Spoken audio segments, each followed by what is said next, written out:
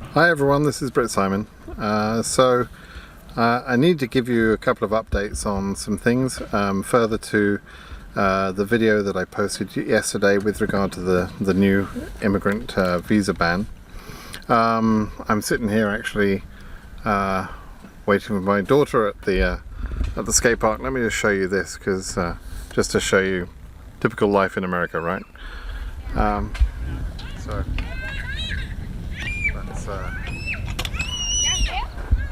that's the skate park for the kids in my little town, so it's kind of fun.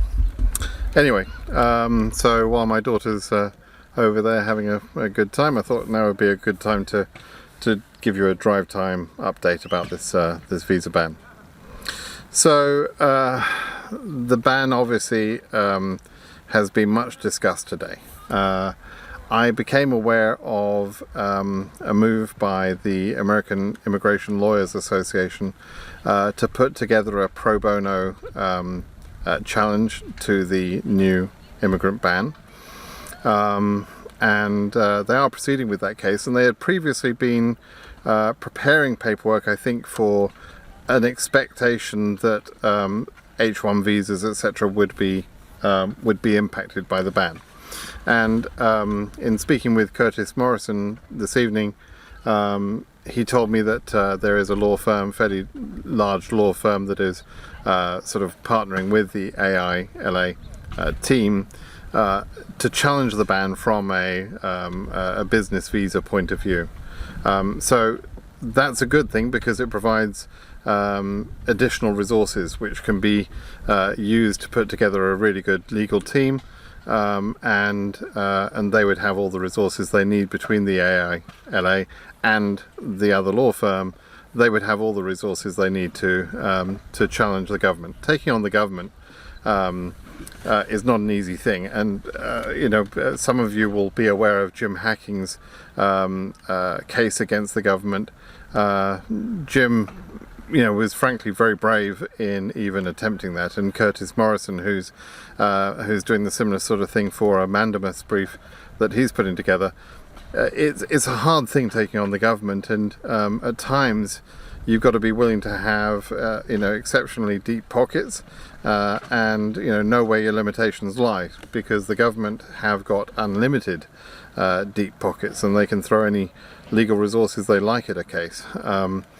So it's not an insignificant thing, and we must all be grateful that they're doing this. The AILA's case is pro bono. Pro bono means free for participants, and it's also a class action case, which means that they need representatives of a class. In other words, they'll need representatives from each region that will represent DV lottery winners in that region, and their representative cases. And when the case is won, or if the case is won, the point of a class action suit is that it wins for all people in the class, not only the plaintiffs on the case. So the intent of the challenge would be to achieve a restraining order against the ban, I would imagine, and hopefully getting a quick temporary restraining order to put us back to where we were a couple of days ago. We still have the problem of the embassies being closed. There's no doubt about it. Even if they win this case, we're still going to be faced with challenges. We're running out of time for DV 2020. DV 2020 cannot be extended past September 30th. There's no point, frankly, wishing otherwise. It's not going to be extended past September 30th as a whole. Okay, so the reality is that we're running out of time. Embassies are closed, and we've got the ban to worry about. But the lawyers are putting effort in to try and remove the ban, at least, so that if the embassies can then be opened, then you know, some of you will get a chance to have your cases processed, and particularly those that had previously scheduled cases which were cancelled, or perhaps administrative processing cases from earlier in the year. At least those cases would get a chance, even if there's a short time left before September 30th, those cases could get a chance to be approved, which would be a benefit. I don't think there's any way we can get all the cases through. Even if the ban was removed tomorrow and the embassies were reopened tomorrow, there's not enough time. So, we have to face facts. There are not going to be, as many happy green card holders this year as we would normally hope for. But anyway, that's where we stand with the action. Now, I contacted the AILA this morning and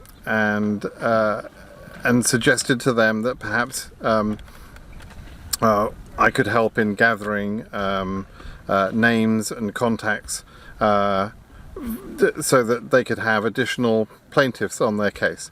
They need a good representative set. They need, a few cases. I don't know how many cases they would actually name on their suit, but they need a few cases from each region to show the wide impact within the region. And if they can go down a list of real cases and names and real scenarios with real people and real stories to tell, then that's a much more powerful case to make to the government and to the judge. And so they were excited to have that opportunity, and they were all on board with me creating an online form, which I did this morning, and so far we've gathered about, I think as of when I just left the house a few minutes ago, it was over 600 people had filled out that form, providing details of their own cases, their case number, their name, their derivatives names, their countries, country of chargeability, all of that sort of information. So the AILA have immediate access to all of that data, and they've already responded. They're very impressed with the stories that they're reading, because a lot of people put comments to explain their position, not only their case number, etc., but also left some comments. And reading some of these stories, it's heartbreaking. That you would have to be some sort of weird, unemotional human to not be moved by the stories that I'm reading in that response form. And it's likely that will be a powerful story to tell to the judge, that the cases making this real thing is important. And the reason I say that is because the nature of the restraining order that they will go for needs to explain to the judge that there is true irreparable harm being done to people around the world. And actually, if you studied the Jim hacking case previously, I believe, and Jim may agree with me or may not, I don't know, but I believe that case fell down because at the time, because of the temporary 60-day nature of the previous ban, it wasn't possible to describe correctly what was the immediate irreparable harm being done to plaintiffs on Jim's case. DV lottery winners, I believe, were irreparably harmed because they lost time. But that's difficult to prove that losing time is the thing that causes you the problem. Now, on the other hand, since the government have now blocked visas until the end of the year, we can now certainly point at that and say, well, here's somebody who had an interview earlier this year and has been on AP. That AP has now been cleared, but they can't be issued the visa. That person is irreparably harmed. They've spent the money on medicals, on the interviews, on getting documentation, etc., and their chance is gone. That's clearly irreparable harm being done to that person. And to somebody else who's waiting for interview, who's been told that they're ready for scheduling, have done all of the things they're supposed to do in terms of supplying documentation, filling out the forms, all of the things they're supposed to have done. They've done everything. They've been through the background checks, etc., and finally they get the notice that they're ready for interviews, and Trump's ban causes them a problem. Okay, so those people clearly have been irreparably harmed. So it's, I would say, a much stronger case now to make to a judge that harm has been caused, and by providing all of these names and providing all of these details, it'll be possible to make that case come alive and really explain to a judge and hopefully win them over. They will also be trying to win the case from the point of view of other visa types as well. But one of the outcomes that could possibly happen is that the ban has to be reworded. For example, there's been previous cases where actions were threatened or happened, and because of that the government has added clauses in to give additional exemptions for different types of cases. And it could be possible that the ban stays in place, but DV lottery winners are given some sort of exemption. Now, I don't think that latter cases or that latter possibility is high, because high probability, because we all know Trump doesn't like the DV lottery. He'd like to see it go away.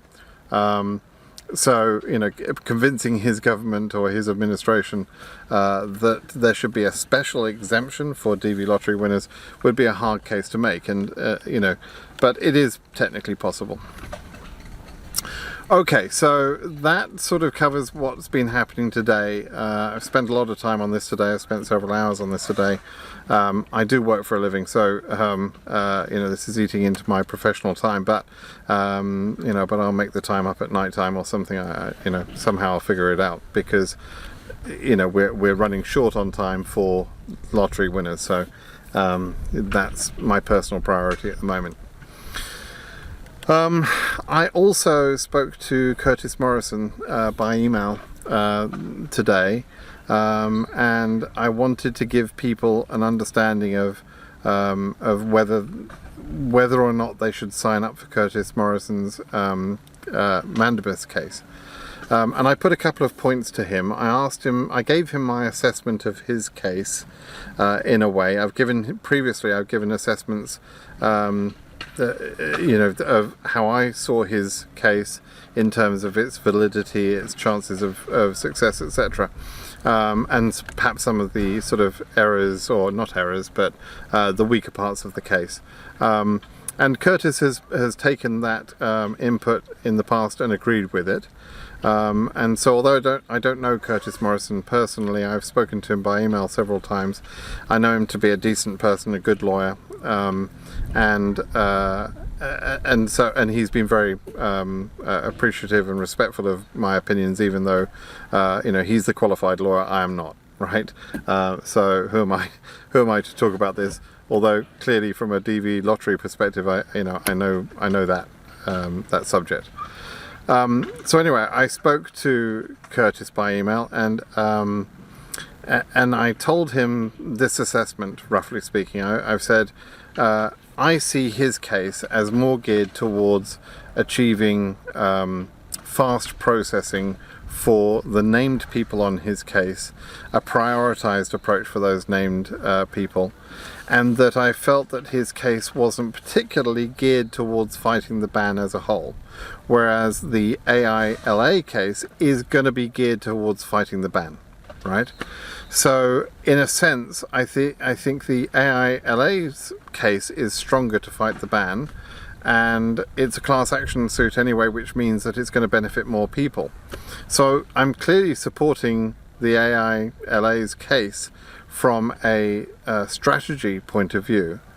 But if their case wins, if the AILA's case wins, and the ban is blocked, removed, or if there's a restraining order against the ban, we'll then be back to the position where we need the embassies open and we have very little time.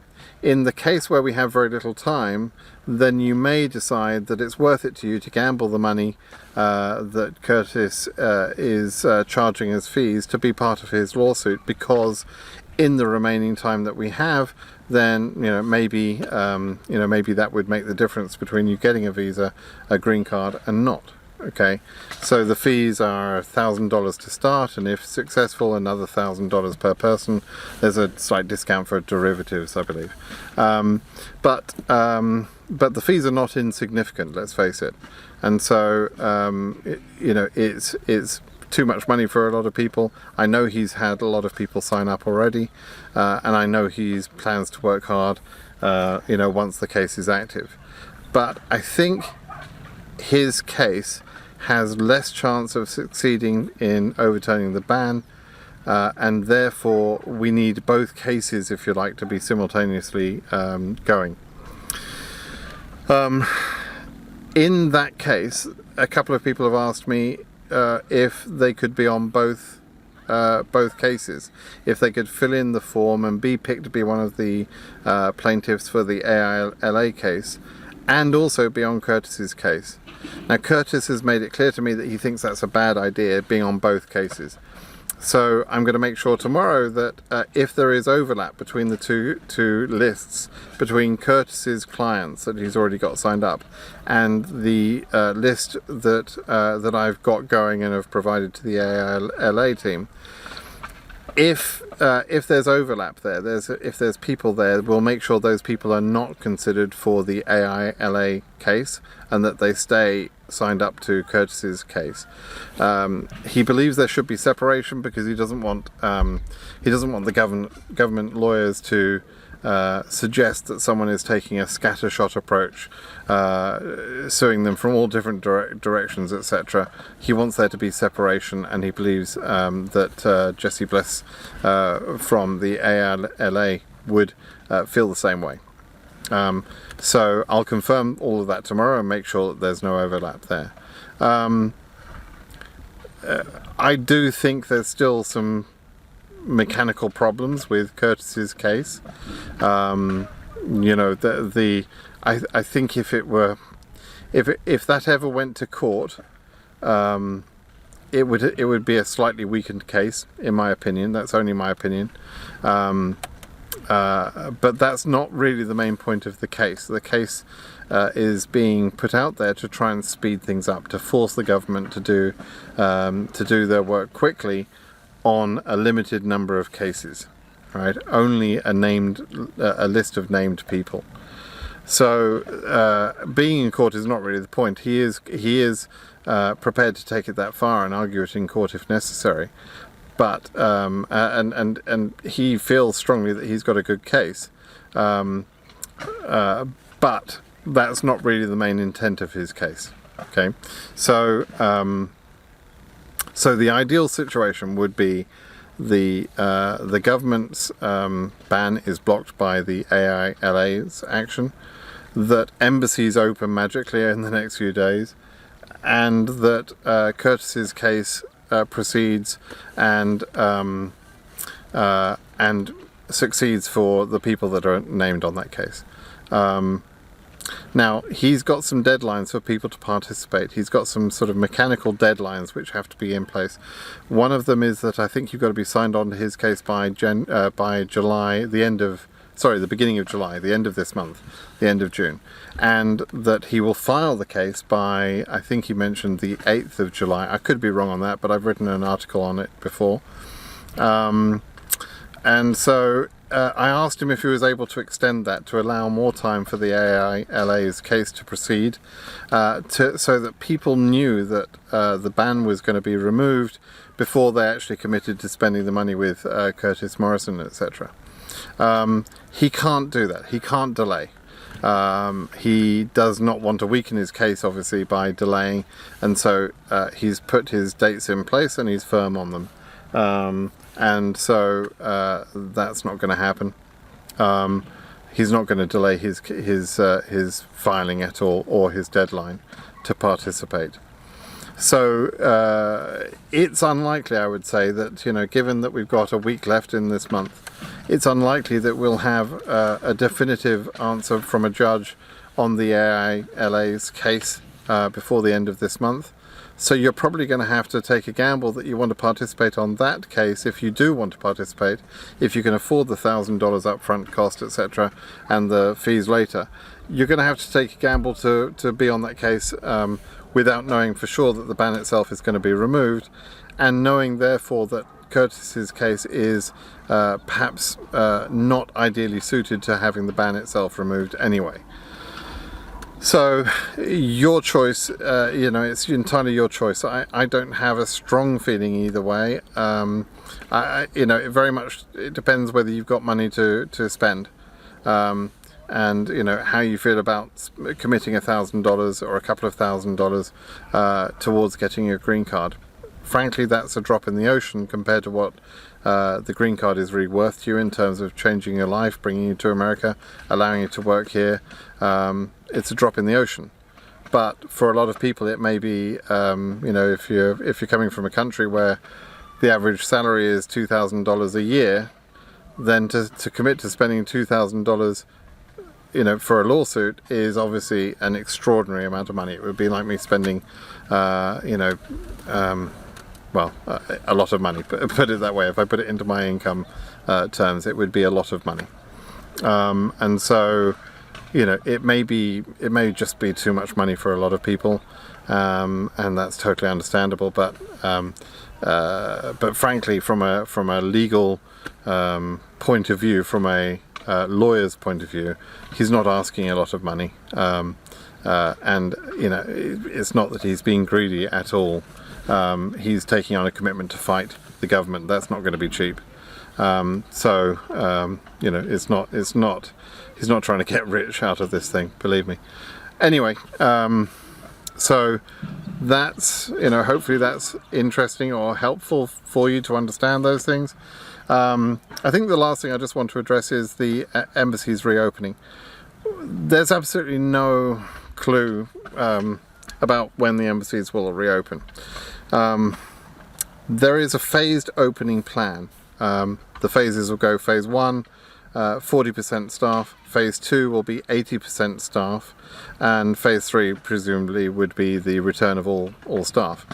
A lot of embassies around the world are in phase 1 already, meaning that they're staffed and they're working, they're doing some things, but they're not able to do interviews because of the order not to do interviews, to close to the general public. But they're also at 40% levels of staff. They're not able to do interviews. The 40% is really a minimum amount of staffing they would need to support US citizens in foreign countries, and that's really their main focus right now. That's all they're doing. They're not, their number one priority is always going to be American citizens around the world, and if those citizens need assistance for any reason, the American embassies in various countries are there to do exactly that. That's their role. So processing visa applications and immigrant visa applications is not their main priority, no matter what you would want them to be doing. And even at 80% staffing levels, that may not include the correct staff to be able to perform these immigrant visa interviews anyway, because the immigrant visa interviews are normally performed by American citizens in country. And so in March, when the Department of State closed the embassies, they internally told their American staff that if those staff wanted to return home to America, they were welcome to do so. They were entitled to do so. And so a lot of staff would have taken up that opportunity because they could come home to America and see their families and friends over here and feel somewhat more safe in America because we had control of the virus. Yeah, sure we did. As opposed to be sitting in some country around the world which maybe was going to have a worse time with the virus. As it turned out, America's handled the virus probably worse than any country in the world, and they're probably not that safe, frankly. However, they can't travel back quickly to the countries that they came from because borders are closed in a lot of countries, travel restrictions are there, and frankly they may not feel comfortable traveling on a plane. I wouldn't want to travel on a plane at the moment. A plane is a big aluminium tube with with lots of people all breathing the same air. That's the ideal environment for a virus to spread, and unless your life depends on it, why would you get on a plane at the moment? Doesn't make sense. And so purely for a job, even if you love your job and even if you know that it's important work, you may not be prepared to risk your life for it. And so so I don't think it's unreasonable to expect that the American citizens that perform the interviews for immigrant visas will not be back in country yet. So it could be some time before we know when the embassies are going to be reopening. It will depend on local conditions as well. So I expect there to be a Department of State announcement to say we have plans to reopen the embassies, and from this date the embassies can reopen depending on local conditions. And so we may get some embassies where local conditions are good and they'll open, and other embassies where they won't open. And so that then will become kind of a lottery again about who gets an interview based on the embassy conditions in your country. So that's where we stand. If the embassies don't open before the end of September, that's it, we're done. Adjustment of status cases can be performed in America, but consular processing cases can't be done unless the cases are interviewed. So, you know, if the embassies can't open and can't interview, they can't approve the cases no matter what happens with the lawsuits. Don't forget also that there is a lead time that's necessary between the 2NL that you're sent and the actual interview. There needs to be a medical performed, and there's some organisation to do. So they can't just open the embassies, you know, let's say in a week's time, and start interviewing people, you know, from KCC. It won't happen like that. They could reschedule previously scheduled cases. They could do those very quickly, but they can't have KCC just suddenly send a flood of interview schedules with very little notice, you know. So we are running out of time as well. Alright, so hopefully that has explained everything from the lawsuit point of view, from Curtis Morrison's mandamus point of view, and the embassies. You know, if I hear more news, I'll be posting another video, and keep an eye on my blog, and I'll put the links below to the form which is collecting participant information if you haven't already signed up for that, and if you want to participate. I expect by tomorrow we'll probably have enough people to participate, you know, for the lawsuit. They already have several hundred people to choose from. They're not going to choose all of them, but it doesn't matter if you were chosen or not. The weight of information, the weight of the stories is going to be supporting the case. They're talking about creating an amicus brief with a sort of a digital storyboard, if you like, of the sorts of people that have already responded in this one day and the stories that people have listed about their situation. That will be a compelling part of the argument, believe me. As I said, I don't believe a judge would just simply ignore that. They'll need to take that into consideration. They will take that into consideration. And so, you know, a sympathetic judge would say, hang on a minute, we've got at least just cause to have a more formal hearing about this. And in that case, a judge could issue a temporary restraining order, which would give the government and the plaintiffs time to organise their cases to actually, you know, have that argument. But while the TRO, the temporary restraining order, is in place, the ban is blocked. And so, in a sense, we win by that blocking on something as short term as this. We can win that way simply by getting a temporary restraining order. It will buy us some time, and we need time right now. Okay, alright, I think that probably covers it. I'm just going to wait for my daughter to have her fun, and then I'll head home. It's been a long day. Alright, cheers now. Thanks a lot. Bye-bye.